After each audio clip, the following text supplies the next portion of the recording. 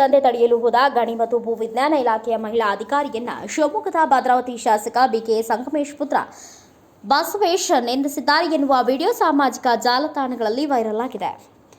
ಸೇಗೆಬಾಗಿ ಬಾಬಳ್ಳಿ ಬಳಿ ಭದ್ರಾ ನದಿಯಲ್ಲಿ ಅಕ್ರಮವಾಗಿ ಮರಳು ತೆಗೆದು ಟ್ರ್ಯಾಕ್ಟರ್ನಲ್ಲಿ ಸಾಗಾಣಿಕೆ ಮಾಡುತ್ತಿರುವ ಬಗ್ಗೆ ಮಾಹಿತಿ ಬಂದ ಹಿನ್ನೆಲೆಯಲ್ಲಿ ಗಣಿ ಮತ್ತು ಭೂವಿಜ್ಞಾನ ಇಲಾಖೆ ಭದ್ರಾವತಿ ವಿಭಾಗದ ಭೂವಿಜ್ಞಾನಿ ಕೆಕೆ ಜ್ಯೋತಿ ಹಾಗೂ ಶಿವಮೊಗ್ಗ ವಿಭಾಗದ ಭೂವಿಜ್ಞಾನಿ ಪ್ರೀತಿ ದೊಡ್ಡಗೌಡರ ಮೂವರು ಸಿಬ್ಬಂದಿಯೊಂದಿಗೆ ರಾತ್ರಿ ಸ್ಥಳಕ್ಕೆ ತೆರಳಿದ್ದಾರೆ. ಈ ವೇಳೆ ಅಕ್ರಮವಾಗಿ ಮರಳು ತೆಗೆಯುತ್ತಿದ್ದ ವ್ಯಕ್ತಿಯೊಬ್ಬ ಜ್ಯೋತಿ ಅವರ ಬಳಿ ಬಂದು ಮೊಬೈಲ್ ಕೊಟ್ಟು ಅಣ್ಣ ಮಾತನಾಡ್ತಾರೆ ಎಂದು ಹೇಳ್ತಾನೆ. ಫೋನ್ ಸ್ವೀಕರಿಸಲು ನಿರಾಕರಿಸುವ ಅಧಿಕಾರಿ ಅವರಿಗೆ ನನ್ನ ಫೋನ್ಗೆ ಕರೆ ಮಾಡಲು ಹೇಳಿ ಎಂದು ತಿಳಿಸುತ್ತಾರೆ. ಅಧಿಕಾರಿಯ ಫೋನ್ಗೆ ಕರೆ ಮಾಡಬೇಕಂತೆ ಅಣ್ಣ ಎಂದು ಮರಳು ಸಾಗಿಸುತ್ತಿದ್ದ ವ್ಯಕ್ತಿ ಹೇಳ್ತಾನೆ. ಹೌದಾ ಎನ್ನುವ ಆಚೆ ಕಡೆಯ ವ್ಯಕ್ತಿ ಲೌಡ್ ಸ್ಪೀಕರ್ ಆನ್ ಮಾಡು ಎಂದು ಹೇಳಿ ಅತ್ಯಂತ ಅವಾಚ್ಯವಾಗಿ ಅಧಿಕಾರಿಗೆ ನಿಂದಿಸುತ್ತಾನೆ.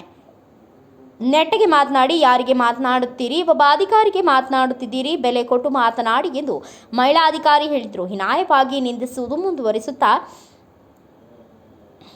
ಮುಂದುವರೆದಿದ್ದಾನೆ. ಜೆಡಿಎಸ್ ಕಿಡಿ ಕಾಂಗ್ರೆಸ್ ಸರ್ಕಾರದಲ್ಲಿ ದಕ್ಷ ಪ್ರಾಮಾಣಿಕ ಅಧಿಕಾರಿಗಳಿಗೆ ರಕ್ಷಣೆಯೇ ಇಲ್ಲವಾಗಿದೆ. ಭದ್ರಾವತಿಯಲ್ಲಿ ಒಂದು ಪೈಸೆ ಅಭಿವೃದ್ಧಿ ಕೆಲಸ ಮಾಡದ ನಾಲಾಯಕ ಕಾಂಗ್ರೆಸ್ ಶಾಸಕ ಸಂಗಮೇಶ್ ಹಾಗೂ ಅವರ ಮಗ ಬಿಎಸ್ ಬಸವೇಶ್ ತಾಲೂಕಿನಲ್ಲಿ ಅಕ್ರಮ ಮರಳುಗಾರಿಕೆ ಗೂಂಡಾಗಿರಿ ಮಾಡಿಕೊಂಡು ಲೂಟಿ ಹೊಡೆಯುತ್ತಿದ್ದಾರೆ. ಅಕ್ರಮ ಮರಳುಗಾರಿಕೆಯನ್ನು ತಡೆಯಲು ಬಂದ ಕರ್ತವ್ಯ ನಿರತ ಮಹಿಳಾ ಅಧಿಕಾರಿಗೆ ಶಾಸಕ ಸಂಗಮೇಶ್ ಅವರ ಪುತ್ರ ಫೋನಿನಲ್ಲಿ ಬೆದರಿಕೆ ಧಮಕಿ ಹಾಕಿ ಅಶ್ಲೀಲ ಶಬ್ದಗಳಿಂದ ನಿಂದಿಸಿರುವುದು ಅಕ್ಷಮ್ಯ ಅಪರಾಧ.